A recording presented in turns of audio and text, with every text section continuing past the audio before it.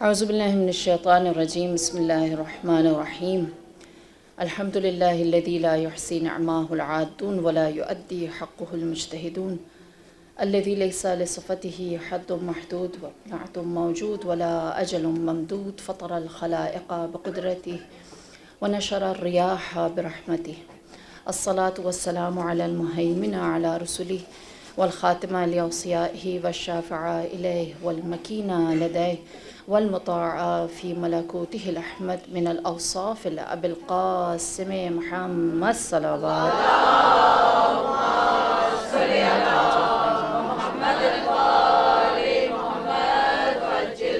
وعلى أهل بيته الطيبين الطاهرين المعصومين المظلومين سيما بقية الله في أرض روحي وأرواح العالمين لتراب مقدمه فداه أما بعد فقد قال الله تبارك وتعالى في القرآن المجيد والفرقان الحميد بسم الله الرحمن الرحيم وجعلها كلمة باقية في عقبيه لعلهم يرجعون صلوات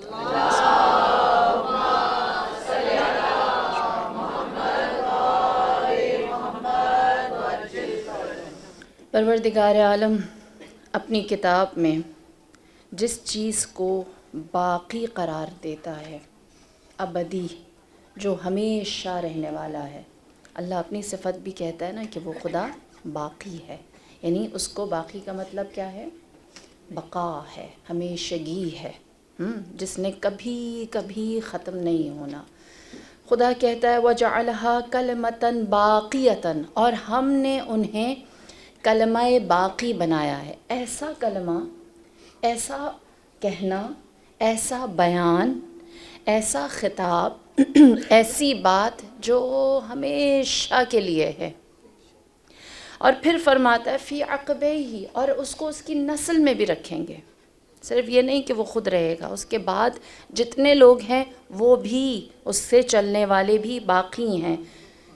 یہ کون ہیں جن کے بارے میں پروردگار عالم ارشاد فرماتا ہے؟ رسول خدا صلی اللہ علیہ وآلہ وسلم، اللہم صلی علی محمد وعلی محمد وعجل فرجهم اجمعین۔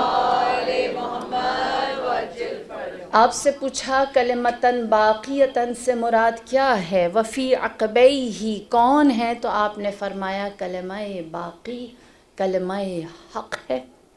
ہاں، حق ہے جسے اللہ نے باقی رکھا ہے۔ آپ سے پوچھا کلمہ حق کیا ہے؟ آپ نے فرمایا میرا فرزند حسین۔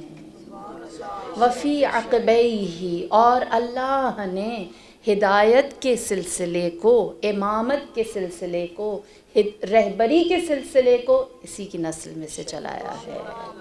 لعلہم یرجعون، اور جو پلٹنا چاہتے ہیں وہ پلٹ آئیں۔ تو خداوند کریم نے ذات رسول خدا کے لیے نسل ابراہیمی میں جس کو آخری کلمہ بنایا کہ یہاں سے بقا شروع ہوگی، اور ایسی شروع ہوگی کہ اس کے بعد جب بھی کوئی چاہے گا کہ حق پر پلٹے تو اس کے لیے یہ ایک نام بہت ہے، کلمتاً باقیتاً۔ قرآن، میں نے آپ سے کہا کہ ہمیں ہماری کوئی مجلس، کوئی محفل، جن کو پہلی مجلس یاد ہو اور اس کے بعد جتنی بھی مجالس ہیں، ہمارے پاس اگر ہم تاریخ اٹھائیں، ہمیں حق کو ثابت کرنے کے لیے انسانی تاریخ میں جانے کی ضرورت نہیں ہے۔ قرآنی تاریخ بتاتی ہے ہمیں کہ بہترین بشر جس نے رسول کا ساتھ دیا، جو رسول کے ساتھ رہا، یا پھر جس طرح سے انبیاء رہے وہ انبیاء کے ساتھ رہا، وہ علی بن ابی طالب۔ ہاں، اللہم صلی علی محمد وعلی محمد اجمعین۔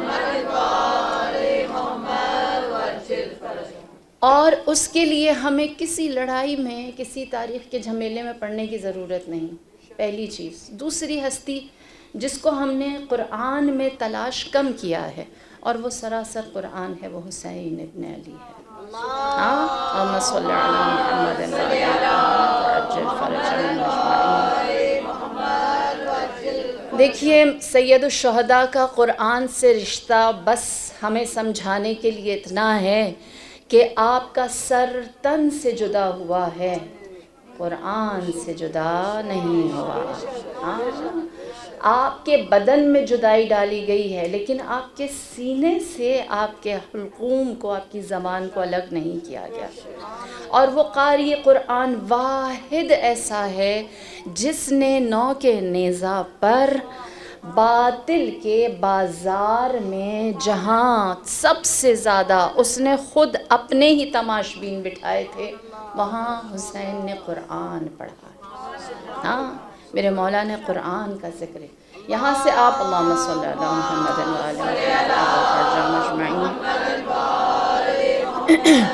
یہاں سے اگر آپ مولا کی تلاش قرآن میں شروع کریں تو بغیر کسی مبالغے کے جو آیات صرف امام حسین کے لیے بہترین مصداق ہیں، یا پھر ہمیں روایات یا احادیث معصومین میں یہ ملتا ہے کہ یہ امام حسین کے لیے، ان کی تعداد 30 سے زیادہ ہے۔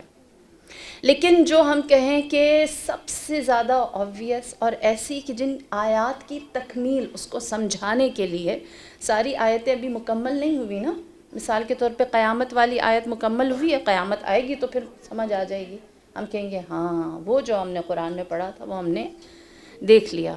تو ہمیں پورا قرآن سمجھنے کے لیے کہاں جانا پڑے گا؟ جنت میں نا۔ ہاں، اللہ نہ کرے ہمیں جہنم میں جا کے قرآن سمجھ میں آئے، تو قرآن کی تکمیل جو سمجھ ہے ہماری وہاں جا کر پوری ہوگی۔ لہٰذا اگر ہم قرآن میں کوئی بہترین ہستی تلاش کریں جس نے حق تلاوت قرآن، یاد رکھیں حق تبلیغ قرآن ادا کیا ہے، جو سب سے بہترین مبلغ قرآن کا ہے وہ حسین ابن علی ہے۔ میرا اور آپ کا دل تڑپتا ہے کہ عاشوراء کا دن ہو، ہم اس میں داخل ہوں اور ہم محبت کے آنسو بہائیں۔ ایسا ہی ہے نا، محبت کے آنسو بہائیں، اور اس میں معرفت بھی ہو، اس میں خلوص بھی ہو۔ آپ سب کے دل میں محبت ہے تبھی تو یہاں بیٹھے، اور ہم بار بار اللہ سے ان کی اور معرفت مانگتے ہیں، ہے نا، ان کی معرفت کے ساتھ ان کی مودت اور پھر ان کی محبت پہلے سے زیادہ۔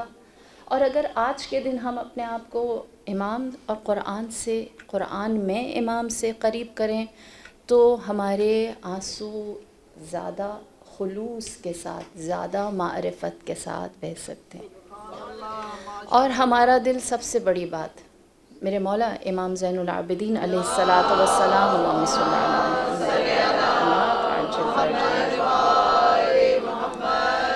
آپ فرماتے ہیں جب تمہارے دل مردہ ہو جائیں تو ہمارا ذکر کرو، ہم تمہارے دلوں کو زندگی دیں گے، ہے نا۔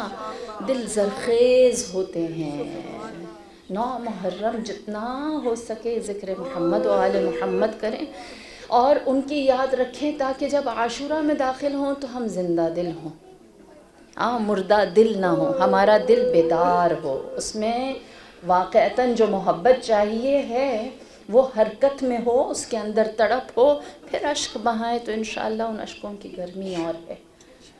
ہمارا عقیدہ ہے ہر فرش پر بی بی آتی ہیں، یقیناً بی بی اس کے ساتھ بیٹھتی ہوں گی جس کے دل میں زیادہ ان کے لیے معرفت ہے۔ بس یہ نیت ہے، اور اس نیت کے ساتھ یہ مجلس ہے کہ قرآن میں کہاں کہاں دیکھیے پروردگار عالم کلمہ باقیہ حسین ابن علی کو کہتا ہے، اس کی نسل میں امامت کو رکھتا ہے۔ پھر اس کے بعد سورہ حج میں ارشاد ہوتا ہے، پروردگار عالم ارشاد فرماتا ہے الذین اخرجوا من دیارہم بغیر حق، وہ لوگ جن کو ان کے گھر سے ناحق نکلنا پڑا، اللہ اکبر، ناحق انہیں نکلنا پڑا اور وہ نہیں جانتے تھے ان کی منزل کیا ہے، اور وہ حق کو باقی رکھنے کے لیے چل پڑے۔ امام محمد باقر فرماتے ہیں اللہم صلی علی محمد وعلی محمد وعجل فرجہ مشہور، آپ فرماتے ہیں کہ اس آیت کا بہترین مصداق ہمارے جد امام حسین ہیں، جنہوں نے اپنے گھر کو چھوڑا، اپنے وطن سے نکلے اور انہیں ناحق چھوڑنا پڑا، اور اس کا نتیجہ یہ ہوا کہ جب وہ نکلے ہیں تو اس کے بعد وہ نہیں جانتے تھے کہ وہ کہاں جائے، اسی لیے آپ نے پناہ لی خانہ خدا میں، اس کے بعد آپ نے پناہ لی وہاں جہاں سے سب سے زیادہ آپ کو دعوت تھی، اور تاریخ گواہ ہے، کسی کو بتانے کی ضرورت نہیں کہ جو دعوت دینے والے تھے انہوں نے ہی اپنے دروازے حق کے راستے پر، حق کو اپنی منزل قرار دینے کے لیے جس نے گھر چھوڑا تھا اس پر بند کر دیا۔ خدا قرآن میں کہتا ہے اور لوگوں نے اس حق کو آوارہ کر دیا۔ سورہ حج آیت نمبر 40۔ مولا فرماتے ہیں حیات رسول میں اگر اس کا کوئی مصداق تھا تو جناب جعفر طیار، آپ حبشہ پہنچے تھے، خود رسول خدا آپ نے رات کی تاریکی میں اپنا گھر چھوڑا تھا، اور مابعد رسول علی ابن ابی طالب کہ آپ نے مدینہ چھوڑا اور کوفے کو اپنا دارالخلافہ بنایا، اور اس کا بہترین مصداق جس کو ناحق ایسا دربدر کیا کہ وہ شہید ہو گیا، اخرجوا من دیارہم، نکال دیا گیا اپنے گھروں سے۔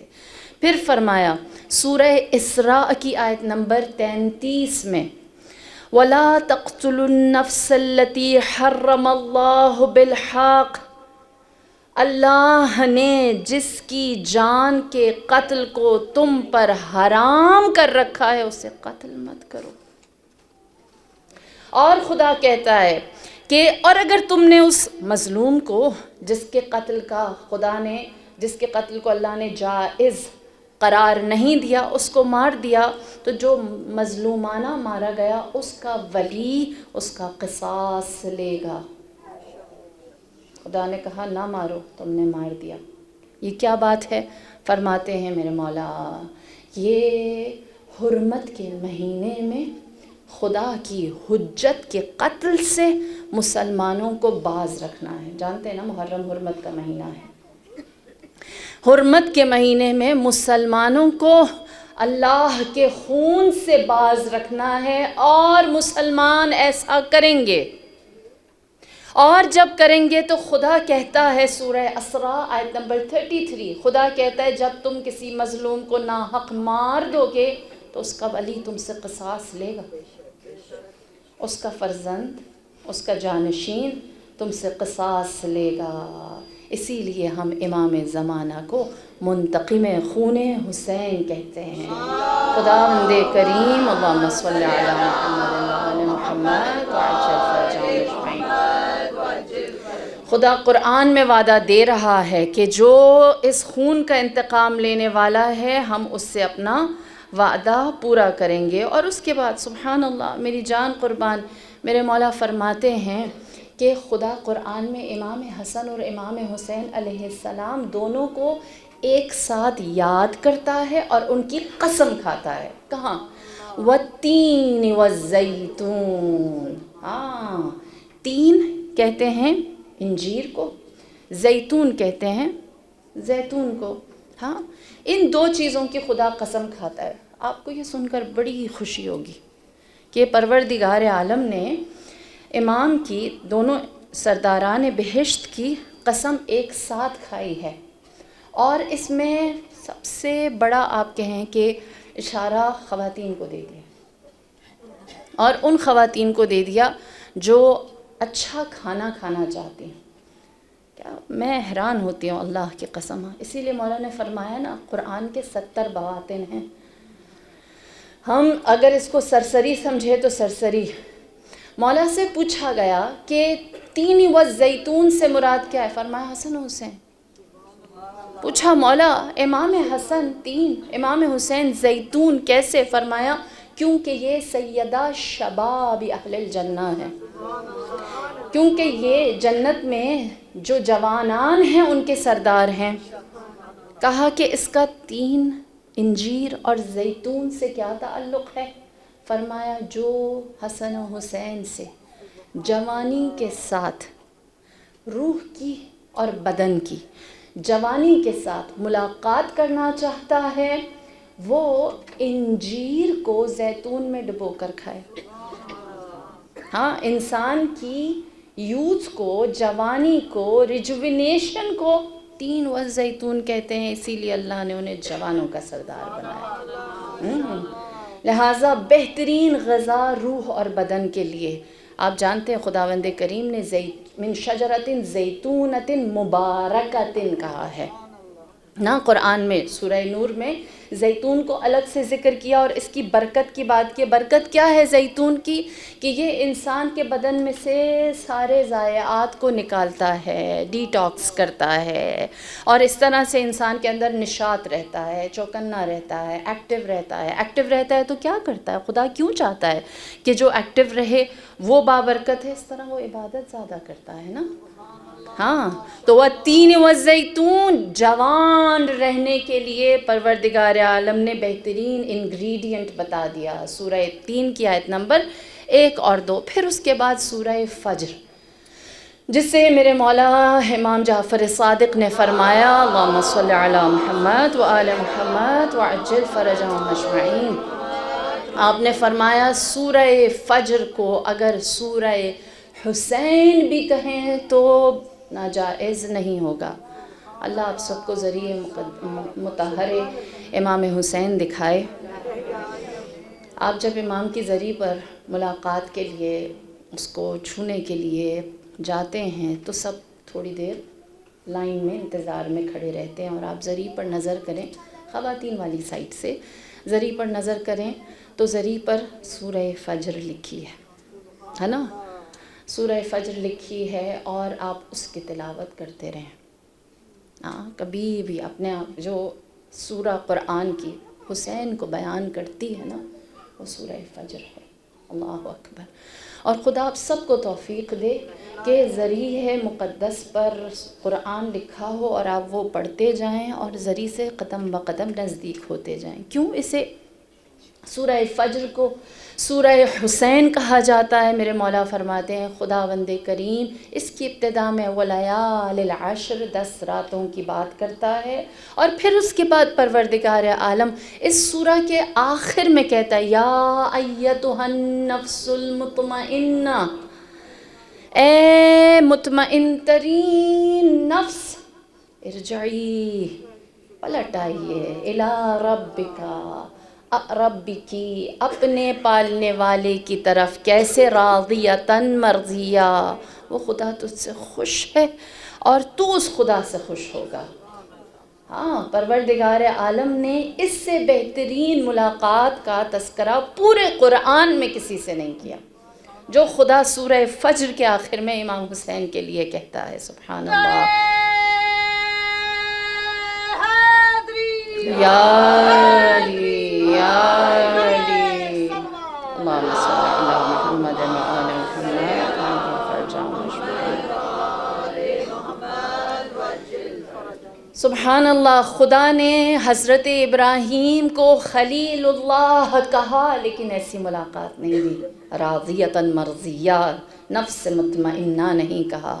پروردگار عالم نے اس ذات کو زمین پر اگر کسی کو پکارا، للکارا یہ کہہ کر کہ تو نفس مطمئنہ ہے، تو وہ صرف امام حسین کی ذات۔ اور اس کے بعد پروردگار عالم سورہ تکویر میں سوال کرتا ہے۔ دیکھیے خدا کا سلیقہ یہ ہے کہ خدا جب قرآن میں سوال کرتا ہے تو اس کا مطلب یہ ہے کہ جواب تم نے لینا ہے نا، اور یہ انسان کے اوپر اللہ نے ایک فرض چھوڑ دیا جس کی تکمیل اگر ہم نے کی تو ہو گئی، نہیں کیا تو قیامت والے دن جواب ہے۔ کتنی بڑی بات ہے اگر خدا نے پوچھا اور ہم جواب نہ دیں اور ہم لاجواب ہی اس کے سامنے آ کر کھڑے ہو جائیں۔ خداوند کریم سورہ تکویر کی آیت نمبر 8 اور 9 میں سوال کرتا ہے وَإِذَا الْمَوْءُودَةُ سُئِلَتْ بِأَيِّ ذَنبٍ قُتِلَتْ، جب اس ذات کے بارے میں پوچھا جائے گا جس کو تم نے ذبح کر دیا، کس گناہ کے جرم میں اسے تم نے مار دیا۔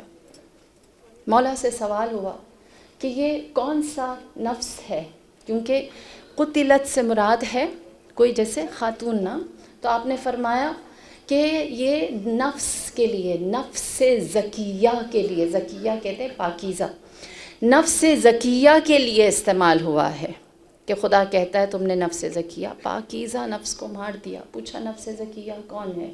فرمایا جنت کا سردار، جو دشت و صحرا میں لوگوں کو خدا کی جانب بلائے گا اور لوگ اس کو جواب میں ذبح کر دیں گے۔ قرآن سورہ تکویر آیت نمبر 8 اور 9، دنیا جائے تفسیر دیکھے، خدا قرآن کے نزول کے ساتھ ساتھ انسانیت کو یہ بتاتا رہا ایسا ظلم نہ کرنا۔ اللہ اکبر۔ پھر نازعات کی آیت نمبر، سورہ نازعات کی آیت نمبر 6 میں پروردگار عالم ہمارے لیے کتنی بڑی بات، اللہ اکبر، کل عاشورہ ہے، ارشاد فرماتا ہے یوم ترجف الراجفہ، جب زمین کو لرزا دیا جائے گا۔ کسی نے رسول خدا سے پوچھا زمین کا لرزہ یعنی راجفہ کیا ہے؟ آپ نے فرمایا میرے فرزند حسین کا تنہا کربلا میں شہید کر دیا جانا، تب زمین کو بھی لرزہ آئے گا اور آسمان کو بھی لرزہ آئے گا، اور دونوں اس وقت ایسے لرزہ کھائیں گے کہ جس طرح اس سے پہلے قوموں کے اوپر خدا نے عذاب نازل کرنے سے پہلے زمین کو ہلایا تھا۔ اللہ اکبر۔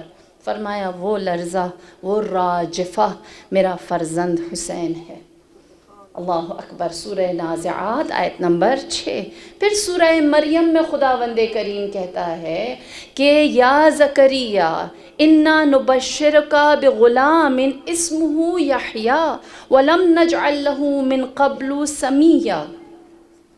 پروردگار عالم حضرت زکریا کو مخاطب کر کے کہتا ہے کہ ہم آپ کو خوشخبری دیتے ہیں ایک فرزند کی جس کا نام قرآن نے کہا یحییٰ ہے، اس سے پہلے اس کا یہ نام کسی کے لیے نہیں رکھا گیا، ایک یونیک نام ہے جو ہم نے یحییٰ کو دیا ہے، اور یہاں سے اس نام کی بنیاد ہے۔ اللہ اکبر۔ جب رسول خدا سے پوچھا کہ خدا قرآن میں یہ تاریخ کا گوشہ کیوں بتاتا ہے، تو آپ نے فرمایا اللہ نے زکریا کو، جناب زکریا کو یحییٰ عطا کیا، اور یحییٰ ایسا عطا کیا کہ اس سے پہلے کسی کا نام یحییٰ نہیں تھا، اور حضرت یحییٰ نے جو پیغام زکریا ہے اسے جب پہنچایا تو ان کے زمانے کے لوگوں نے یحییٰ کو ناسزا قتل کر دیا، ان کا سر کاٹا اور اسے سر دربار لے کر آئے اور اس سر کا مذاق اڑایا نبی خدا کا۔ رسول خدا فرماتے ہیں اللہ نے سورہ مریم کا یہ اشارہ مجھے اس لیے دیا ہے کہ میرے پاس بھی ایک یحییٰ ہے جس کا نام اس سے پہلے کبھی کسی نے نہیں رکھا۔ پوچھا وہ فرزند کون ہے؟ فرمایا وہ نام حسین ہے، کسی کا نام اس سے پہلے حسین نہیں تھا۔ نبی فرماتے ہیں کہ حسین وہ ہستی ہے کہ خداوند کریم نے مجھے بطور بشارت دی، بشارت اس لیے کہ میری نسل ہدایت یعنی امامت اس میں سے چلے گی، اور پھر اس کو بھی ویسے ہی مظلومانہ شہید کیا جائے گا جیسے حضرت یحییٰ علیہ السلام کو کیا تھا۔ اور پھر فرمایا حضرت یحییٰ کی شہادت پر زمین اور آسمان نے 40 دن گریہ کیا تھا، میرے فرزند کی بھی شہادت پر زمین اور آسمان 40 دن گریہ کریں گے۔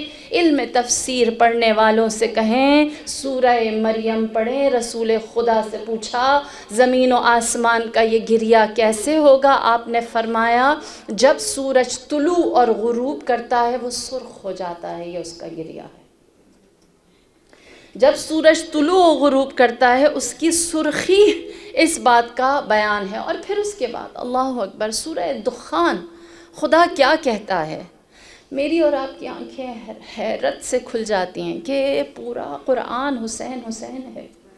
پروردگار ارشاد فرماتا ہے فما بکت علیہم السماء والارض وما كانوا منظرین، آسمان اور زمین نے گریہ کیا، ایسا گریہ جو اس سے پہلے کسی نے نہیں دیکھا، یعنی شدید گریہ کیا، اور جن کی وجہ سے گریہ ہوا انہیں اب مہلت نہیں دیں گے۔ ہاں انہیں اب مہلت، جتنا بڑا ظلم انہوں نے زمین و آسمان پر کیا۔ روایت کہتی ہے کہ امیر المؤمنین مسجد میں تھے، اصحاب کے حلقے میں بیٹھے ہوئے تھے، یہاں تک کہ جب آپ اصحاب سے بات کر رہے تھے سید الشہداء تشریف لائے۔ جب آپ تشریف لائے تو امیر المؤمنین نے یہ آیت پڑھی فما بکت علیہم السماء والارض وما كانوا منظرین۔ لوگوں نے کہا آپ نے یہ آیت کیوں پڑھی؟ آپ نے فرمایا یہ آیت اللہ نے میرے اس فرزند کے لیے نازل کی ہے، اس کے اوپر زمین اور آسمان گریہ کرے گا، اور اس کو شہید کرنے والے کوئی بھی نہیں ہوں گے سوائے مسلمانوں کے. اور یاد رکھو جو بھی اس کے قتل میں شریک ہوگا خدا اسے مہلت نہیں دے گا. ہاں لبیک یا حسین، لبیک یا حسین، لبیک یا حسین.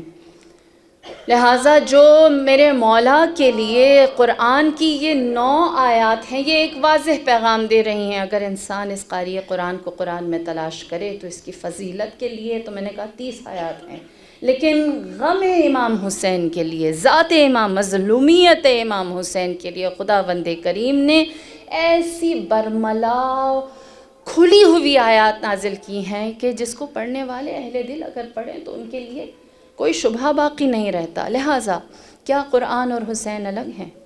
اگر اللہ نے قرآن کو سید الکلام بنایا ہے، جتنے بھی اللہ کے کلام ہیں ان سب کا سردار ہے، تو حسین کو سید الشہداء بنایا ہے. اگر اللہ نے قرآن کے بارے میں کہا ہے کہ یہ میزان القسط ہے، کہ یہ صحیح اور غلط کا فیصلہ عدالت یہاں سے ہے، یہ پیرامیٹر ہے، تو امام نے فرمایا امرت بالقسط، میں بھی اللہ کی عدالت کا حکم دیتا ہوں. اگر قرآن موعظۃ من ربکم، اللہ کی طرف سے بہترین نصیحت ہے، تو امام حسین بھی روز عاشوراء عصر کے وقت اپنے دشمنوں کو مخاطب کر کے فرماتے ہیں لا تستعجلوا فی قتلی حتی اعظکم بالحق. فرماتے ہیں اے لوگوں میرے قتل میں جلدی نہ کرو، میں تمہیں نصیحت کرنا چاہتا ہوں. اپنے دشمنوں کو کہہ رہے ہیں.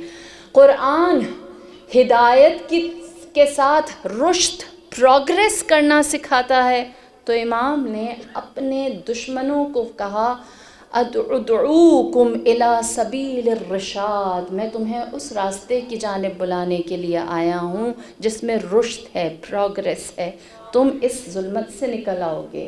اگر قرآن العظیم ہے تو حسین ذبح العظیم ہے.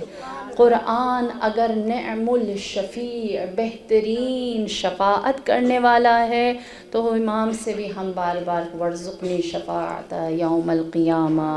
قرآن اگر کہتا ہے انہ لحق الیقین، کہ قرآن کے اندر جو داخل ہوتا ہے اس کے یقین میں اضافہ ہوتا ہے، تو امام جعفر صادق فرماتے ہیں کہ ان الحسین حتی اتاک الیقین، حسین کا دربار ایسا ہے وہ تمہیں یقین عطا کرنے والے ہیں. قرآن کا علم نجات ہے تو حسین سفینۃ النجات ہے. قرآن ایسی کتاب ہے شفاء لما فی الصدور، کہ جو دلوں میں شفا بخشتا ہے. حسین کی تربت کی خاک ایسی ہے کہ جو ہر ایک کو شفا دیتی ہے. حسین قرآن مینار الحکمہ ہے، حکمت کا مینار نور ہے. حسین باب الحکمہ ہے. قرآن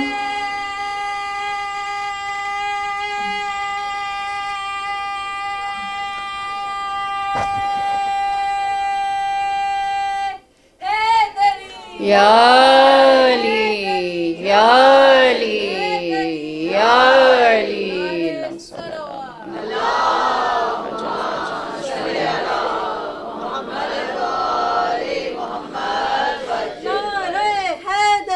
یا علی یا علی یا علی مدد حق مظلوم کربلا امام حسین علیہ السلام بلند الصلوات. اللہم صل علی محمد و آل محمد عجل فرجهم اجمعین. قرآن نور مبین ہے، اور حسین کنت نورا فی الاصلاب الشامخہ والارحام المطہرہ، آپ وہ نور تھے جو گزشتہ صلبوں میں تھے اور پاک رحموں میں تھے. قرآن کتاب عزیز ہے، عزت والی کتاب ہے. اور میرے مولا کیا فرماتے ہیں ہیہات منت اللہ، ذلت و خواری و رسوائی و پستی ہم سے دور ہے. خدا نے کہا قرآن قصص الانبیاء ہے، اس میں نبیوں کی داستانیں موجود ہیں، اور مولا امام حسین وارث الانبیاء ہیں. یہ دو ہستیاں ایسے ہیں کہ اگر کوئی قرآن کے اندر غوطہ زن ہوتا ہے تو وہ حسینی ہو جاتا ہے، اور اگر کوئی حسین کو جاننا چاہتا ہے، سید الشہداء علیہم السلام کو جاننا، تو اس کے لیے قرآن لازمی ہے۔ اللہ آپ سب کے دل کو حب حسین کے ساتھ حب قرآن اور علوم قرآن اور نور قرآن سے مزین کرے انشاءاللہ، اور اس نور کے ساتھ ہم عاشورہ میں داخل ہوں۔ ہاں انشاءاللہ کہ امام کا دل کتنا خوش ہوگا کہ میرے عزادار مجھ پر غم کرنے کے لیے، مجھے یاد کرنے کے لیے، میری یاد کو زندہ رکھنے کے لیے وہی کلام اپنے دلوں میں بسا کر آئے ہیں جس کو میں نے قریہ قریہ بیان کیا تھا۔ اللہم صلی علی محمد و آل محمد وعجل فرجہ مشہور۔ لہٰذا وہ ذات جس کا قصیدہ اللہ نے قرآن میں پڑھا ہے، اس کو بیان کرتے کرتے صدیاں گزر گئیں، نہ بیان کرنے والے تھکتے ہیں نہ سننے والے تھکتے ہیں۔ ذات کیسی ہے؟ ایک چھوٹی سی بات میرے مولا کے بارے میں کہ وہ ہستی کیسی ہے۔ روایت کہتی ہے کہ میں نے جیسے کل بھی بیان کیا تھا، ائمہ کے پاس اچھے باغات تھے، اچھے ایسٹس تھے۔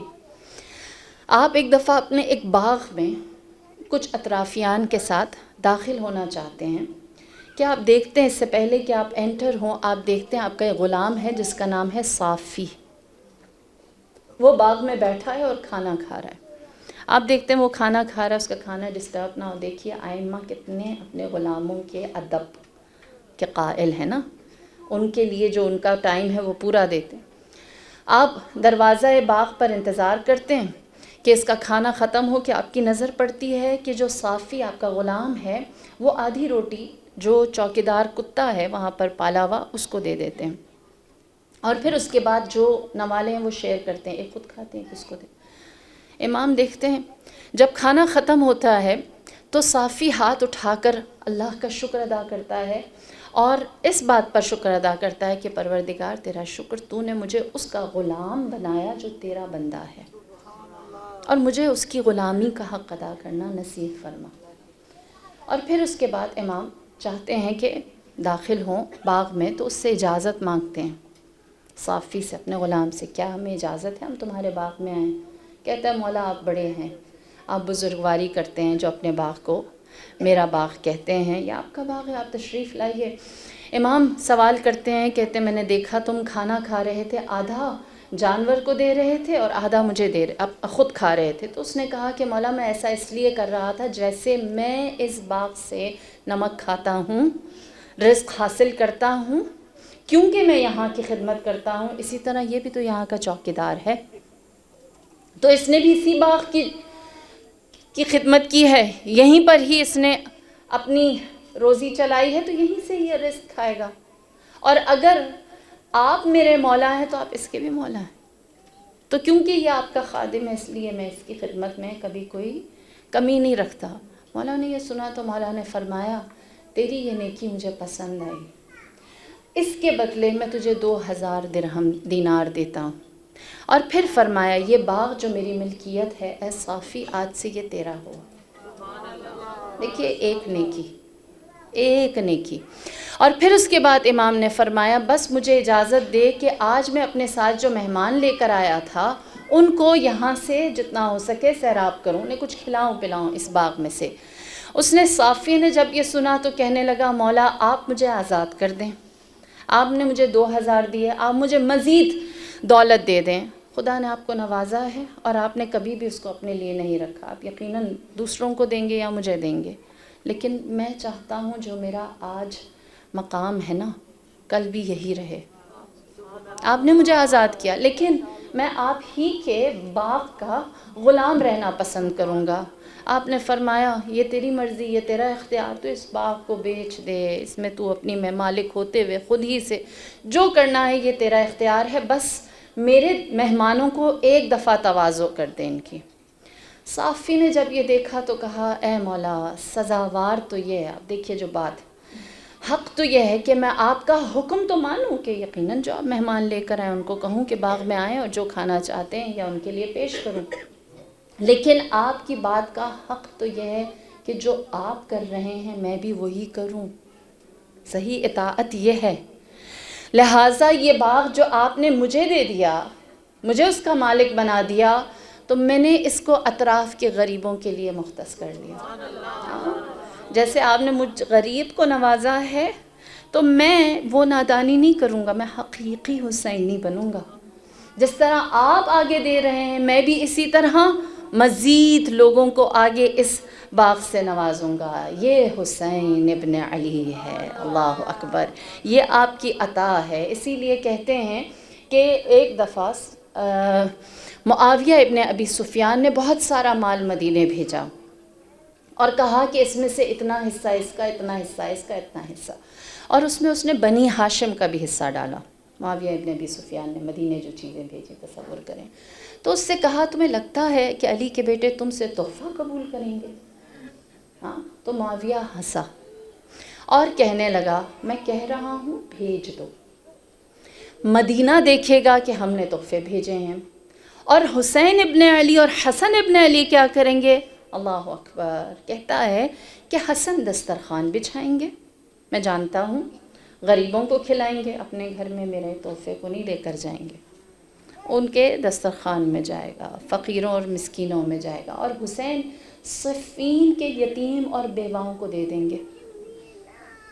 تو دیکھیے، جن کے بارے میں دشمن بھی جانتا ہے کہ ان کو جو دو وہ اس کو صحیح مقام تک پہنچانے والے ہیں، ہاں، وہ کبھی بھی اس مال کو، اسی لیے سبحان اللہ، اللہ اکبر، دیکھیے کتنی عجیب بات ہے۔ امام سفر کر رہے تھے، یہی سفر جو آپ کا مدینے سے کوفے تک کا ہے یا کربلا تک کا ہے، ایک جگہ آپ کی ملاقات ایک شیفرڈ جو راستے میں ریوڑ لے کر جا رہا ہوتا ہے اس سے ہوئی۔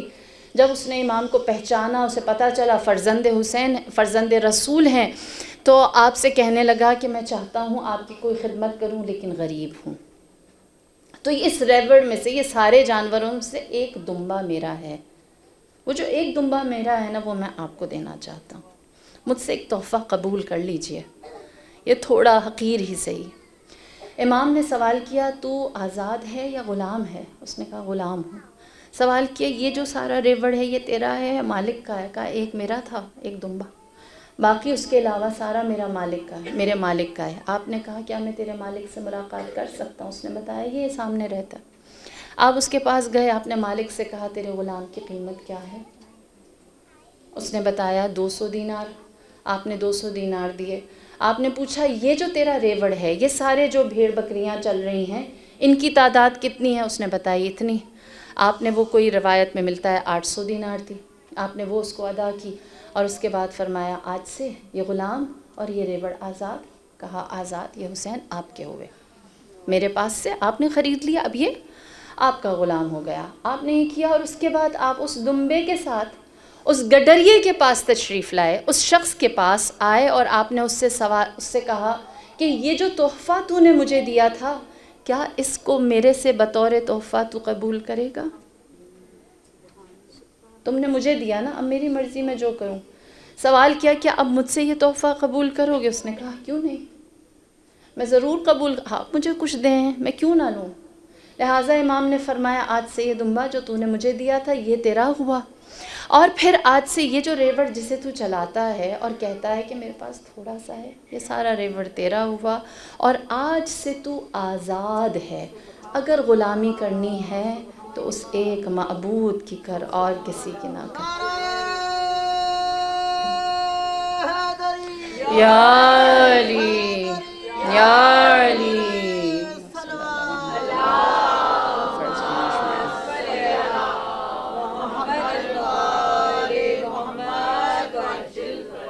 بس وہ ہستی ہے، اسی لیے رسول خدا کیا فرماتے ہیں؟ فرماتے ہیں ان الحسین ابن علی فی السماء اکبر منہ فی الارض، حسین زمین سے زیادہ بڑا آسمان پر ہے۔ حسین کا ذکر زمین پر نہیں اتنا زیادہ جتنا آسمانوں پر ہے۔ ہم کیا ناز کریں کہ ہم کروڑوں کی تعداد میں کربلا پہنچتے ہیں. زمین کا کوئی کانٹیننٹ ایسا نہیں جہاں ذکر حسین نہ ہوتا ہو. اپنی کوششوں پر ناز نہ کریں، خاضع رہیں، ہمبل رہیں، کیونکہ جو عرش پر ہو رہا ہے وہ ہم دیکھ نہیں رہے. پھر میرے مولا فرماتے ہیں رسول خدا عرش کی داہنی سائڈ پر، رائٹ سائڈ پر خدا نے لکھ رکھا ہے ان الحسین مصباح الہدی و سفینۃ النجات. لہٰذا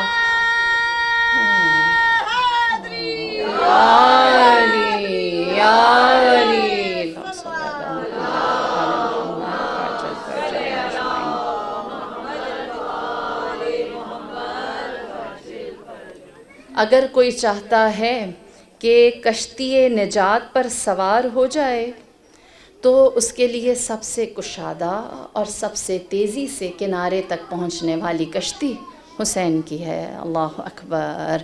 میری جان قربان میرے مولا پر جس کی اتنی عظمت تھی اور ہے، اور اس نے اس عظمت کے ساتھ لوگوں کے سامنے اپنی جو انکساری اور ہمبلنس رکھی ہے وہ اللہ کے دین کو پہنچانے کے لیے. دیکھیے جو جتنا بڑا ہوتا ہے نا اس کے لیے جھکنا اتنا ہی مشکل ہوتا ہے نا. جو اس دنیا کو جتنا حقیر دیکھ رہا ہوتا ہے اس کے لیے اس دنیا کے لیول پر آنا اتنا ہی دشوار ہوتا ہے. کسی کے لیے شراب میں مستی ہے، مزہ ہے، پلیجر ہے، مومن کے لیے نہیں ہے. اس کو ہاتھ لگانے میں تکلیف ہے. ہم کیوں؟ میں یہ مثال دیں، ہمارے لیے شراب ایک پستی ہے، ہیچ ہے، گندی چیز ہے، لیکن دنیا کی باقی چیزوں میں ہم مست ہیں. اور مولا کے لیے دنیا کی مستی ایسی ہی ہے جیسے ہمارے لیے گناہ، کیونکہ وہ اس دنیا کی رذیلت کو اور اس کی کمی کو دیکھ رہے ہیں، جان رہے ہیں کہ یہ کتنی تھوڑی دیر کے لیے ہے اور لوگ اس میں محو ہو گئے، اس میں مگن ہو گئے.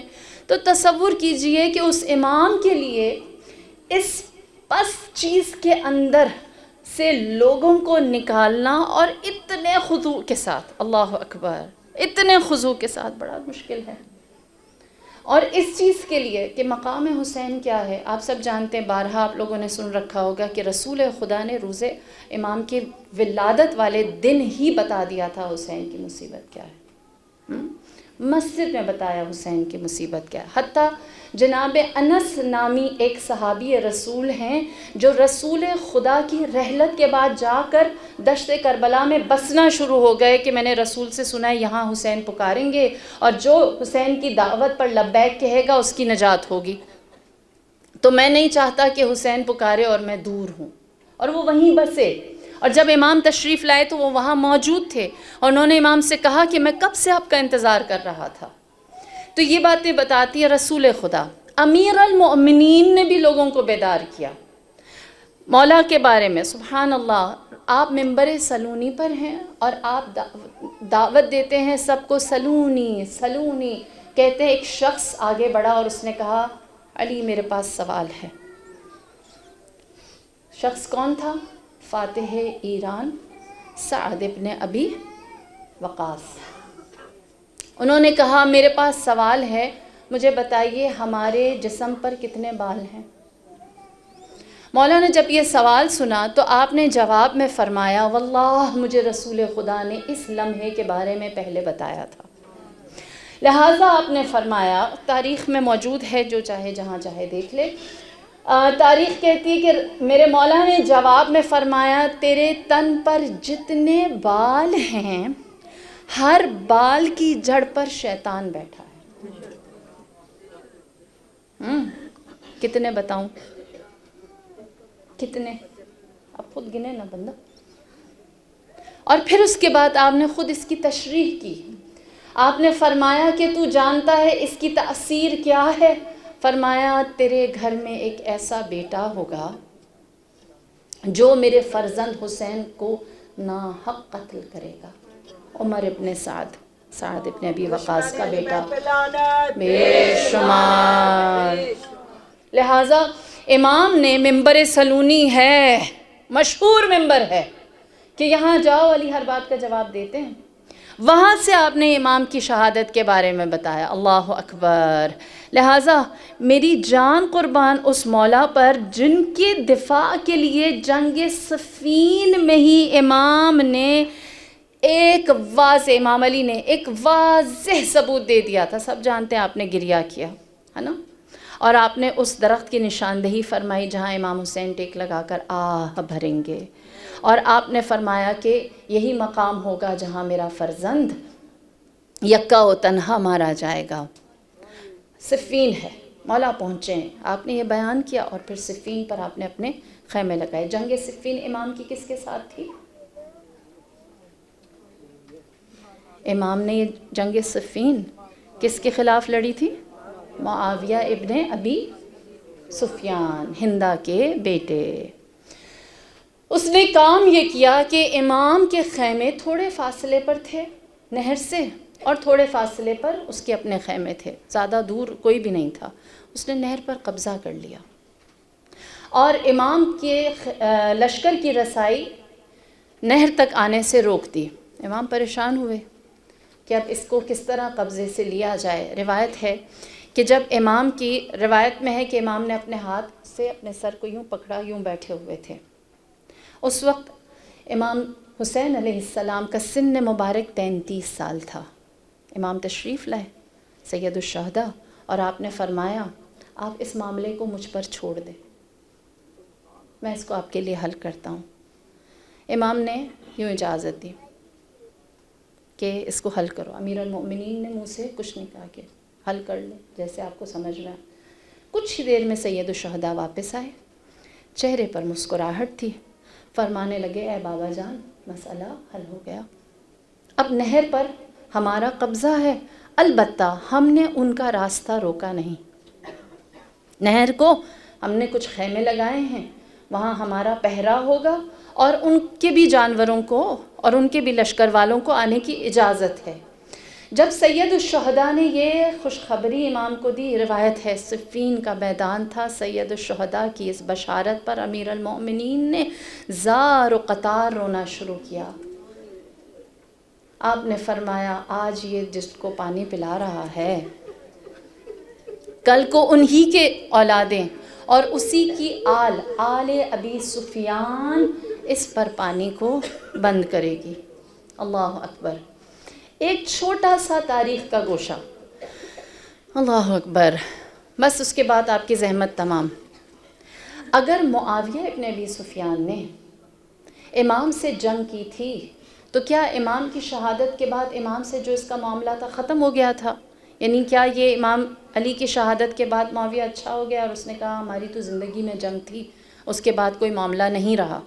جیسے حضرت عائشہ نے بھی امام سے جنگ کی تھی نا، تو اس کے بعد کچھ نہیں کیا تو کوئی جنگ نہیں ہوئی، اور اس کے بعد کوئی معاملہ نہیں ہوا تو کچھ بھی تاریخ خاموش ہے۔ ایسا ہی ہے، کیا معاویہ بھی ایسا تھا؟ تاریخ کیا کہتی ہے؟ اس نے معاویہ نے شہادت امام علی کے بعد اور امام علی کے وقت لوگوں کو امیر المؤمنین کے بارے میں ناسزا نیگیٹو پروپیگنڈا کیا، سب جانتے ہیں، اور اس نیگیٹو پروپیگنڈے کا نتیجہ یہ نکلا کہ لوگ اہل البیت سے دور ہو گئے۔ آج بھی ایسے بدبخت پائے جاتے ہیں۔ لہٰذا جب امام علی کی شہادت ہوئی تو اس کے بعد امام حسن علیہ السلام نے جب معاہدہ کیا اس کے ساتھ، جیسے صلح حدیبیہ میں رسول خدا نے کفار مکہ کے ساتھ بت پرستوں کے ساتھ کیا تھا، ویسا ہی معاہدہ امام حسن نے اولاد ہندہ کے ساتھ بھی کیا۔ مور اور لیس وہی لوگ تھے۔ اور پھر اس کے بعد آپ سب جانتے ہیں کہ امام حسین کو زہر دیا گیا اور امام حسن کی شہادت ہوئی۔ سوال، جب امام حسن کی شہادت ہوئی تو امام حسین اور معاویہ کس نوٹ پر تھے؟ کربلا میں داخل ہونے سے پہلے، یزید کے میدان میں آنے سے پہلے کے حالات کیسے تھے؟ جب معاویہ ابن ابی سفیان امام کے چاہنے والوں کے ساتھ یا امام کے اپنے نام کے ساتھ اتنا حسد اور کینہ اور بغض رکھتا تھا تو ہو سکتا ہے امام حسین سے محبت کرے۔ جب وہ قاتل امام حسن علیہ السلام ہے اور آپ کے بابا سے جنگ کی ہے، برملا جنگ کی ہے، تو ہو سکتا ہے کہ امام حسین سے محبت کرے. تو جو اس نے ظاہری طور پر کہا ہے کیا ہم اس کو یہ سمجھ لیں کہ وہ صحیح ہے؟ روایت کہتی ہے کہ معاویہ ابن ابی سفیان نے کہا کہ پتہ کرو حسین کے ارادے کیا ہیں. امام حسن کے بعد پتہ کرو حسین کے ارادے کیا ہیں. امام سے آ کر ایک شخص نے مدینے میں سوال کیا اور کہا کہ اب آپ کیا چاہتے ہیں؟ امام نے فرمایا میرے بھائی نے جو وعدہ دیا تھا، اگریمنٹ کیا تھا، میں اس پہ قائم رہوں گا. اس لیے نہیں کہ اس وقت میری بھی وہی حالت ہے، وہی لوگ ہیں، وہی زمانہ، وہی سوسائٹی، وہی معاشرہ، وہی منٹالٹی. فرمایا اس لیے نہیں کہ میرا بھی وہی سٹیٹس ہے جو میرے بھائی کا تھا، اس لیے کہ جو بات میرے بھائی نے امام حسن علیہ السلام نے کی تھی وہ خدا کے نزدیک وعدہ تھا اور میں اس خدا کو جواب دیں، لہٰذا میں اس کے اوپر قائم رہوں گا. میں نے اللہ کو جواب دینا ہے. جب یہ پیغام اسے ملا تو اس نے کہا اس کا مطلب ہے ہم جو جی میں آئے کریں. اگر امام حسین اس معاہدے کو یہ نہیں کہہ رہے کہ وہ تو امام حسن کے ساتھ تھا، ختم ہو گیا نا، امام گئے تو معاہدہ گیا، وہ ان کا اگر ان کی ٹیک یہ نہیں ہے تو اس کا مطلب یہ ہوا کہ میرے پاس ابھی بھی میں اسی اگریمنٹ کے اندر ہوں اور میں جو جی میں آئے کروں. اور اس نے جی بھر کے شیعوں پر ظلم کیا. اور پھر امام حسین علیہ السلام نے اس کو ایک خط لکھا. یہ آپ کے پاس جو فون ہے نا، اس کو عزادار بنائیں، اس کو بھی حسینی بنائیں. اس میں دیکھیں، سرچ کریں نا کہ امام حسین علیہ السلام نے حق کے لیے کس کس کو خط لکھا ہے اور لوگوں سے کس طرح کی کمیونیکیشن رکھی ہے. جب تک وہ اگریمنٹ پورا نہیں ہوا، جیسے امام علی نے صبر کے 25 سال گزارے نا، اسی طرح امام حسین علیہ السلام نے صبر کے 11 سال گزارے. 11 سال گزارے. 50ویں صدی ہجری میں امام حسن علیہ السلام کا اور 61 میں امام کی اپنی. تو یہ جو 11 سال ہیں، اس 11 سال کی مدت میں امام خاموش نہیں رہے. جو ظلم ہوتا رہا ہے اس کے اوپر بات کرتے رہے. بہت سارے لوگوں کو بیت المال سے حق نہیں دیا گیا. امام نے خط لکھا اور فرمایا ہم تک خبر پہنچ رہی ہے کہ تم ظلم کرتے ہو. ربضہ کے مقام پر جناب ابو ذر غفاری کے اوپر ظلم کیا گیا. آپ جانتے ہیں ابو ذر غفاری رسول خدا کے وہ صحابی ہیں. وقت بالکل ختم ہو رہا ہے، جلدی جلدی بیان کروں. وہ صحابی ہیں کہ جن کے بارے میں رسول خدا نے فرمایا ان سے زیادہ سچا میں نے کوئی نہیں دیکھا. اور جناب ابو ذر در بدر ہوئے شہادت مولا کے بعد. آپ نے جناب ابو ذر غفاری کے لیے آواز اٹھائی. اور پھر کچھ افراد ایسے تھے جو امام کے ساتھ ڈٹے رہے تھے، امیر المؤمنین کے ساتھ جنگ صفین، جنگ نہروان اور جنگ جمل میں. جن میں سے ایک ہستی ایسی ہے عمرو ابن حمق، عمرو عین سے، عمرو ابن حمق وہ صحابی رسول ہیں جو اسلام تو صلح حدیبیہ یعنی بہت دیر سے لائے تھے، لیکن جب لائے تو صحیح لائے. اور ایسے تھے کہ ایک دفعہ آپ نے رسول خدا کو پانی پلایا تو آپ نے رسول خدا نے جناب عمرو کو دعا دی اور فرمایا خدا تمہاری جوانی برقرار رکھے. 80 سال کے ہوئے سر کے بال سفید نہیں ہوئے، 80 سال کے ہوئے کمر خمیدہ نہیں ہوئی، 80 سال کے ہوئے چہرے پر کسی طرح کے بزرگی کے آثار، بڑھاپے کے آثار نہیں آئے. ہے نا؟ آپ بھی سوچیں گے ہمیں بھی کوئی ایسی دعا دے دے، ہے نا؟ عمرو ابن حمق کو مولا نے ایسی رسول خدا نے دعا دی اور وہ جوان رہے. عمرو ابن حمق جب جنگ صفین میں مولا کے ساتھ قرآن نیزوں پر سوار ہوا کھڑے ہوئے تھے تو مولا نے سوال کیا، اے عمرو تو کس لیے ابھی اس وقت ایسی استقامت کے ساتھ کھڑا ہے؟ کہا مولا آپ کے لیے نہیں، اللہ کے لیے اور اس قرآن کے لیے.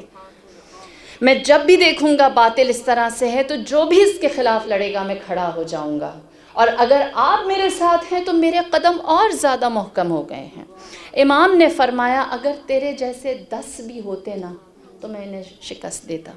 یہ معرفت رکھنے والے جناب عمرو بن حمق کے بارے میں. اور دوسری ہستی ہے جناب حجر بن عدی. آپ کو یاد ہوگا جب آئسس نے، داعش نے اٹیک کیا تھا تو ایک قبر کو نبش کیا تھا. اس میں سے جس ہستی کا بدن تر و تازہ سال ہا سال، 1000 سال کے بعد نکالا گیا تھا وہ جناب حجر بن عدی کا تھا. اللہم صلی علی محمد وعلی محمد عجل فرجام اجمعین، جن کے بارے میں یہ ملتا ہے کہ جب امیر المؤمنین بستر شہادت پر تھے، آپ ملاقات کے لیے تشریف لے کر گئے اور امام کے قدموں میں بیٹھ کر زار و قطار رونے لگے اور مرثیہ پڑھنے لگے۔ فیا اسفا علی المولا التقی ابی الایتام حیدرۃ الزکیین، امام نے فرمایا ابھی اتنی محبت کر رہے ہو، میرے مرنے کے بعد بھی مجھ سے ایسی محبت کرو گے؟ کہا بے شک مولا۔ بستر شہادت پر مولا نے سوال کیا، اور اگر میری محبت کی قیمت میں تمہیں جان دینا پڑے تو؟ اس نے کہا مولا میں آپ کی محبت میں باقی رہوں گا اور اس پر جان بھی بخوشی دوں گا۔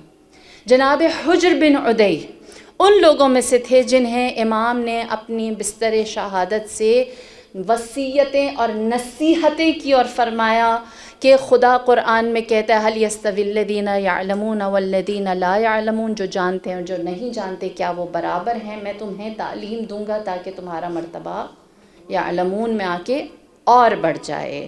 عبداللہ ابن یحییٰ وہ محب امیر کائنات ہیں جنہوں نے امام کے ساتھ مدینہ میں زندگی، جب امام کوفہ آئے تو آپ کے ساتھ کوفے میں آئے، اور جب آپ نے جنگ صفین کرنا چاہی تو اس کے لیے امام نے آپ کو بھیجا اور کہا کہ اے عبداللہ ابن یحییٰ میرے لیے لوگوں کو اطراف سے اکٹھا کرو، اور وہ صف اول کے آپ کے مجاہدین میں سے تھے۔ میں مختصر سا ان کا تعارف دے رہی ہوں۔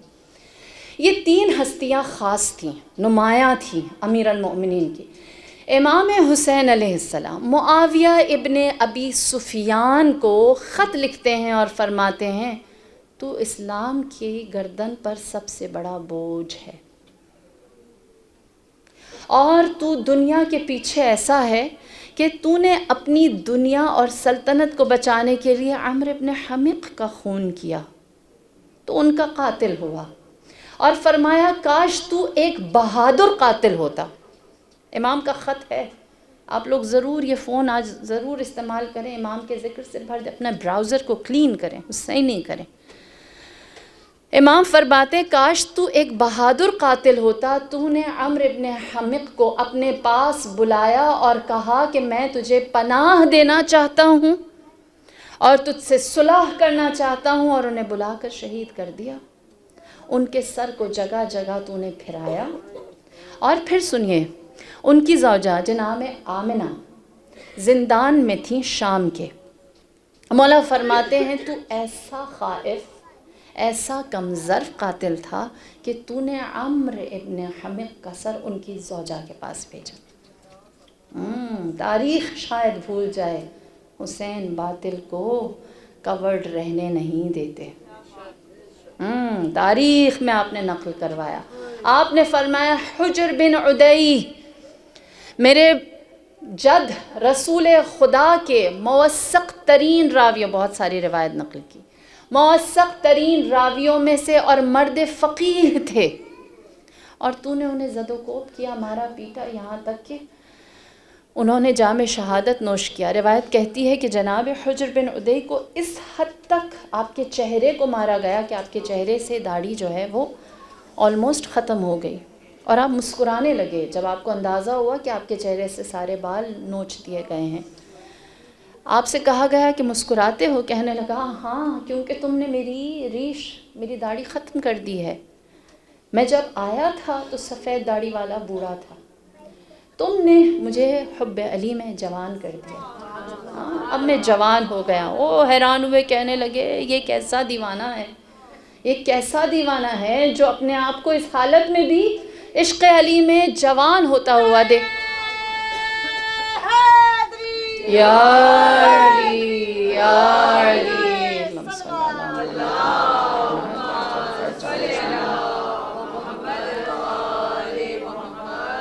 امام حسین جناب حجر بن عدی کی ان قربانیوں کو تاریخ میں گم ہونے نہیں دیتے۔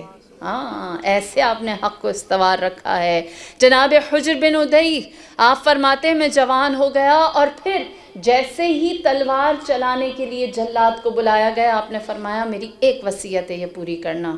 کہنے لگے وقت چاہیے، ایک رات چاہیے؟ کہا نہیں، میری تو وصیت اتنی ہے کہ میں جس حالت جس کیفیت میں ہوں مجھے ایسے ہی دفن کر دینا۔ پوچھا کیوں؟ کہنے لگا حجر کہ میں جب اپنے مولا امیر المؤمنین سے آخری ملاقات کے لیے گیا تھا تو امام نے مجھے اسی لمحے کی بشارت دی تھی کہ میری محبت میں مارے جاؤ گے۔ کہتا ہے کہ میں چاہتا ہوں روز جزا جب میں قبر سے اٹھوں تو میں مولا سے کہوں مولا وعدہ وفا کیا ہے۔ ایسی ہستیوں کو امام حسین ان کے لیے، ایسے مستضعفین مظلومین کے لیے جو تنہا مارے گئے، ان کی شہادت کو تاریخ بننے نہیں دیتے۔ فرماتے ہیں تم قاتل ہو حجر بن عدی کے، تم قاتل ہو عبداللہ ابن یحییٰ کے، اور ان تینوں کے قتل کی وجہ حب علی کے سوا کچھ بھی نہیں۔ پھر اس کے بعد فرماتے ہیں اور تم نے اسلام پر ظلم، فتنہ، بوجھ تم کیسے ہو؟ فرمایا تم نے اسلام پر ظلم یہ کیا کہ تم نے عبید اللہ ابن زیاد ابن ابی اور زیاد ابن ابی کو حکومت دے دی۔ زیاد اور اس کے بیٹے کو تم نے حکومت دے دی۔ پورا نام کیا ہے؟ زیاد ابن ابی ہے۔ آپ جانتے ہیں کہ عربوں میں دستور یہ تھا کہ وہ حسب نسب سے، علم انساب سے جانتے تھے نا، جیسے مولا کا نام لیتے تو علی ابن ابی کہ یہ ابو طالب کے فرزند ہیں نا، جیسے حجر بن عدی یہ عدی کے بیٹے ہیں، جیسے عمر ابن سعد کہ یہ سعد کے بیٹے ہیں، اسی طرح زیاد کو امام نے فرمایا تو نے اسے حکومت دے دی۔ زیاد کس کا بیٹا ہے؟ زیاد ابن ابی، اپنے باپ کا بیٹا۔ کون ہے باپ؟ نہیں معلوم۔ کون ہے باپ؟ نہیں معلوم۔ آپ نے فرمایا تو نے زیاد ابن ابی کو، جس کے نام میں، جس کے سلسلہ حسب نسب میں یہ آتا ہے نا، یہیں سے ہی پتہ چل جاتا ہے کہ وہ کس کیٹیگری کا ہے۔ ہاں میں اس ممبر سے کیا بیان کروں۔ فرمایا تم نے زیاد ابن ابی کو مسلمان حاکم بنایا، مسلمانوں پر غلبہ دیا، ان تین کو شہید کیا اور ایسوں کو بٹھایا ہے۔ اور پھر کہا کہ تو نے طاقت دینے کے لیے جس کو پالا وہ عبید اللہ ابن زیاد ابن امو ہے، یعنی عبید اللہ جس کا باپ زیاد اور زیاد کا باپ کیا بتاؤں وہ اپنی ماں کا بیٹا ہے۔ تو نے اسلام کو کیسی رہبری دی، کیا پاک چیزیں چھین لی، کیا فقیہ مار دیے، کیا امین تو نے مظلوم چھوڑے، اور پھر اس کے بعد تو نے کن کو حاکمیت دے دی۔ فرماتے ہیں مولا تم مجھے کہتے ہو کہ میں فتنہ انگیزی نہ کروں، میں قیام نہ کروں، میں تمہارے خلاف آواز نہ اٹھاؤں، جبکہ سب سے بڑا فتنہ تو خود ہے۔ امام کا خط ہے جو ابن معاویہ ابن ابی سفیان کو لکھا ہے۔ 11 سال وہ ظلم کرتا رہا، میرے مولا آواز اٹھاتے رہے، یہاں تک کہ اس نے خود کہا کہ اگر علی کی جرأت کو دیکھنا ہے تو حسین ابن علی میں دیکھو، اس کے اندر علی کی جرأت ہے، پیچھے نہیں ہٹتے۔ اور یہی وجہ ہے کہ آپ نے بارہا سنا ہوگا کہ دوسرے لوگ بار بار یہ کہتے ہیں کہ معاویہ ابن ابی سفیان نے اپنے بیٹے سے کہا تھا حسین کو مارنا نہیں، یہ وجہ تھی نا، اس کا اپنا بھی تو امام کے ساتھ کوئی انٹریکشن ہوا تھا، وہ جانتا تھا کہ امام کس طرح سے آواز بلند کرتے ہیں اور جن کو ہم چھپانا چاہتے ہیں چھپنے نہیں دیتے، برملا بیان کرتے ہیں، اگریمنٹ کے اندر رہتے ہوئے تلوار نہیں اٹھا رہے، کوئی قیام و ظہور کی بات نہیں کر رہے، کسی طرح کا بھی کوئی جو پہلے اس کے خلاف نہیں جا رہے، لیکن حق بات بھی برملا بار بار کرتے ہیں، نام لے لے کر یاد رکھتے ہیں، چاہے وہ ابو ذر غفاری ہو، چاہے وہ جناب قمبر ہو، چاہے وہ جناب حجر بن عدی یا حمق ہوں، ہر ایک کو یاد رکھتے ہیں یہ حسین ابن علی ہے۔ اگر اپنے غلام کے باغ میں جائیں صافی تو اس کے ساتھ جو سلوک ہے وہ بھی سامنے ہے، کوئی ان کا خادم بن جائے تو کیسے نوازتے ہیں، راہ چلتے کوئی گڈریا مل جائے اور وہ امام کی خدمت میں اپنے پوری دولت میں سے ایک چیز دے دے تو امام کیسے جواب دیتے ہیں۔ ہاں وہ سفینۃ النجات ہیں، سفینۃ النجات، اسی لیے میرے مولا نے فرمایا کہ ہم سب کشتی نجات ہیں، ہم سب چراغ ہدایت ہیں، لیکن حسین کی کشتی بڑی بھی ہے، کشادہ بھی ہے اور تیزی سے جانے والی ہے۔ تیزی سے جانے والی ہے۔ خدا آپ کے دل میں حب حسین، معرفت حسین اور مصیبت امام حسین علیہ السلام کو پہلے سے زیادہ کرے۔ اللہ اکبر۔ آج ہے 9 محرم اور آج کا دن منسوب ہے سید الشہداء کے اس زخم سے جو دنیا کے ہر دین، ہر مذہب، ہر مکتب میں مظلوم ہے۔ اللہ اکبر۔ 6 مہینے کا علی اصغر، 6 مہینے کا علی اصغر۔ میری جان قربان، میرے مولا کے اس بیان پر راوی کہتا ہے کہ میں نے دیکھا حسین کبھی دائیں دیکھتے ہیں، حسین کبھی بائیں دیکھتے ہیں، فَنَظَرَ يَمِينًا وَشُمَالًا، جیسے کسی کو تلاش کر رہے ہوں۔ جب انسان بے بس ہوتا ہے نا اور اسے ایک انجانا سا انتظار ہوتا ہے تو وہ دائیں بائیں دیکھتا ہے، اور پھر وہ جو باتیں کرتا ہے اس کا جواب دینے والا صرف اللہ ہوتا ہے۔ ایسی مظلومانہ کیفیت امام پر آئی، لہٰذا آپ نے صدائے استغاثہ بلند کی، حل من ناصر ینصرنا، حل من مغیث یغیثنا لوجہ اللہ۔ تاریخ کہتی ہے آپ کی صدائے استغاثہ پر ہے کوئی میری مدد کرنے والا، ہے کوئی اللہ کے لیے میری فریاد رسی کرنے والا۔ جواب میں خیمہ ام رباب سے 6 مہینے کے بچے کے رونے کی آواز آئی۔ امام خیمہ ام رباب میں گئے، فرمایا مجھے میرا لال دو، میں مرنے سے پہلے اس کے لبوں کو سیراب کر دوں۔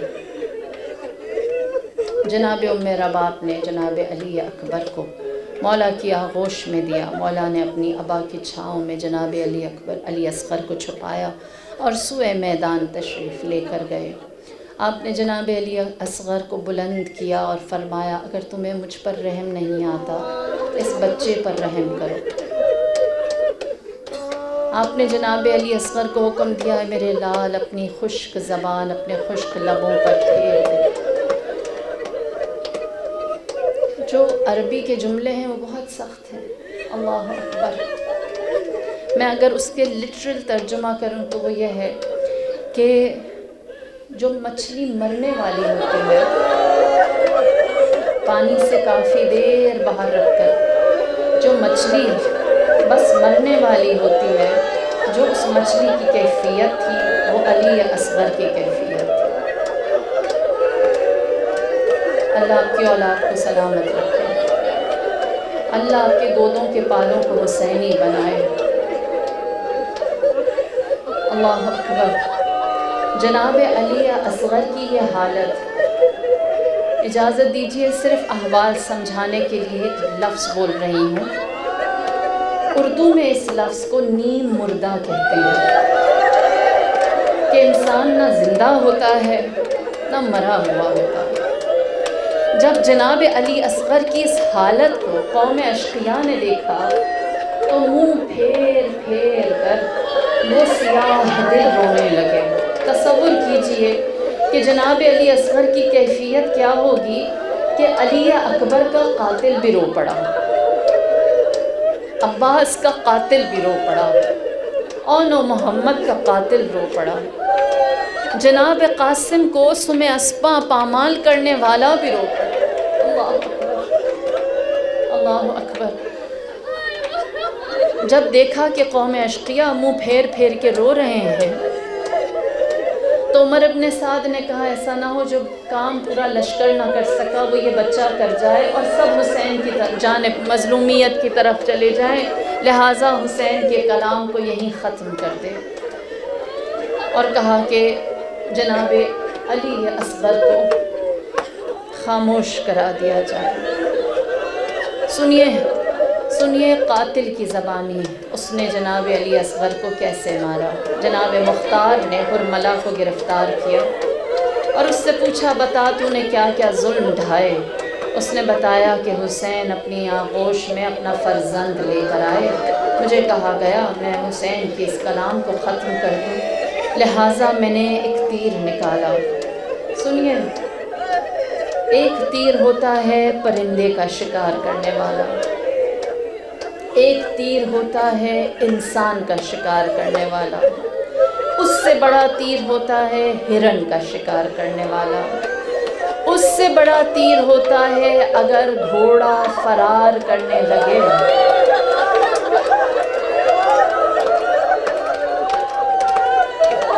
اللہ اکبر، اگر بڑا جانور فرار کرنے لگے یا وہ بیمار ہو اور وہ مرنے والا ہو، اسے جلدی مارنا ہو، اس کے لیے سے شعبہ تیر استعمال ہوتا ہے بڑے جانور کو مارنے کے لیے۔ اور ملا کہتا ہے اے مختار، میں جانتا تھا میرا نشانہ 6 مہینے کا بچہ نہیں، حسین کی آغوش ہے، حسین کی آغوش ہے جو دنیا کی مضبوط ترین پناہ گاہ ہے۔ لہٰذا میں نے علی اصغر کا نشانہ بنانے کے لیے سے شعبہ تیر اٹھایا، جس کا وزن، سنتے چلیے، جس کا وزن جناب علی اصغر کے اپنے وزن سے، اللہ اکبر، جس کا وزن جناب علی اکبر کے اپنے وزن سے زیادہ تھا، کہتا ہے میں نے وہ تیر علی اصغر کی جانب روانہ کیا۔ علی اصغر کے حلقوم پر جو تیر لگا، راوی کہتا ہے ایک کان سے دوسرے کان تک گلا چھد گیا، خون جو نکلنے لگا، حسین نے چلو بھرا، جب خون آسمان کی جانب پھینکا، آسمان نے کہا کبھی بارش نہ برسے گی، زمین کی جانب پھینکا، زمین نے کہا کبھی سبزہ نہ اگے گا، نہ آسمان میں تاب نہ زمین میں حوصلہ۔ حسین نے خون علی اصغر اپنے چہرے پر مل دیا، کہا میں اسی طرح اپنے نانا، اپنے جد رسول خدا سے ملاقات کروں گا۔ یہ کہہ کر راوی نے ایک چھوٹا سا جملہ لکھا ہے، راوی لکھتا ہے حسین نے جناب علی اصغر کی گردن میں سے تیر نکال دیا۔ اللہ اکبر، حسین نے، عزاداروں یہ احساس کی منزل ہے، حسین نے علی اصغر کی گردن میں سے تیر نکال دیا۔ خدا نہ کرے آپ کبھی اپنی اولاد کے بدن سے کوئی ایسا زخم نکال، میں بس سوال کروں گی میرے مولا، علی اصغر کے گردن میں سے تیر نکالنا دشوار تھا یا علی اکبر کے سینے میں سے برچھی کا پھال؟ عجب نہیں میرا مولا جواب دے، میرا اکبر جوان تھا، میرا اکبر مجاہد تھا، اس کی ہڈیاں مضبوط تھی، لیکن میرا علی اصغر 3 دن کا پیاسا ششما ہو، اللہ اکبر، اس کی نرم ہڈیوں میں سے شعبہ تیر نکالنا، اللہ جانے یہ صبر کی منزل میرے آقا نے کیسے پار کی۔ اپنے سینے سے علی اصغر کو لگایا، جناب امام حسین سوئے خیمہ گاہ قدم بڑھانے لگے۔ میرے مولا نے خیمہ ام رباب کا رخ کیا، سنتے چلیے حسین کی بے بسی، میرے آقا نے خیمہ ام رباب کا رخ کیا۔ جب خیمہ ام رباب کے قریب پہنچے، پہلی دفعہ چشم فلک نے دیکھا حسین کے قدم رک گئے، حسین کے قدم رک گئے۔ آپ کلامال کریں گے، حسین کی اس بے بسی کو عمل عاشورہ میں انجام دیں گے۔ 7 دفعہ قدم آگے، 7 دفعہ قدم پیچھے، ماں کو علی اصغر کا چہرہ دکھاؤں یا ماں پر رحم کھاؤں، اسے ایسا مجروح بچہ نہ دکھاؤں۔ اللہ اکبر، حسین خیمہ ام رباب سے پلٹے، پشت خیمہ گئے۔ روایت کہتی ہے مولا نے اپنی تلوار نکالی اور پشت خیمہ قبر کھودنی شروع کی، اپنے ہاتھوں سے اپنے لال کو قبر میں سلایا۔ یہ پہلی قبر ہے جو کربلا میں امام کھود رہے ہیں، یہ پہلی منزل ہے۔ کوئی ایسا مظلوم نہیں جیسا مظلوم علی اصغر ہے۔ اللہ اکبر۔ میں ماں ہوں، میرا دل کہتا ہے مولا نے اس وقت تک قبر کھودی ہوگی جب تک ٹھنڈی ریت نہ آ گئی ہو۔ 3 دن کے پیاسے بچے کو گرم ریت ملے۔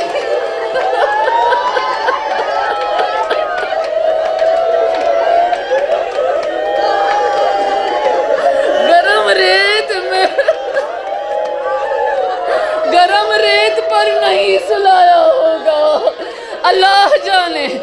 میں کچھ سوچیں آپ کے لیے چھوڑ دیتی۔ تصور کریں میرے مولا نے اس بریدہ گردن پر خاک کیسے ڈالی ہے۔ والدین کے لیے سب سے زیادہ مشکل اولاد کا غم ہوتا ہے۔ اللہ اکبر۔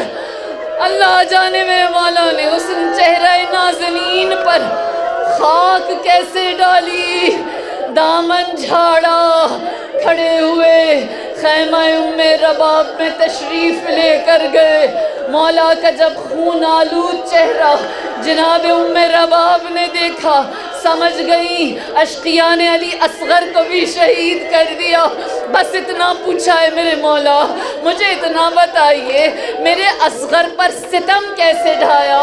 میرے مولا نے بتایا، اے ام رباب، ہمارے لال کی گردن کو چھیدا گیا۔ اللہ آپ کی اولادوں کو سلامت رکھے، اللہ آپ کے بچوں کو حسینی بنائے، اللہ آپ کی نسلوں کو غم امام حسین دے۔ اللہ اکبر۔ جب جناب ام رباب نے سنا تو فرمایا، اے علی اصغر، کیا تیری گردن کے ساتھ وہ سلوک کیا جو اونٹ کی گردن کے ساتھ کرتے ہیں؟ اونٹ کو ذبح کرنا ہو تو اس کی گردن میں نیزہ مارا جاتا ہے۔ اے میرے علی اصغر، تیرا نازنین بدن کہاں اور نہر کرنا کہاں؟ آئے ام رباب، انا للہ وانا الیہ راجعون۔ میرے مولا حسین، شہادت ہے علی اصغر کی، انا للہ وانا الیہ راجعون، رضا بقضائہ وتسلیما لامرہ، الا لعنۃ اللہ علی القوم الظالمین، وسيعلم الذين ظلموا أي منقلب ينقلبون۔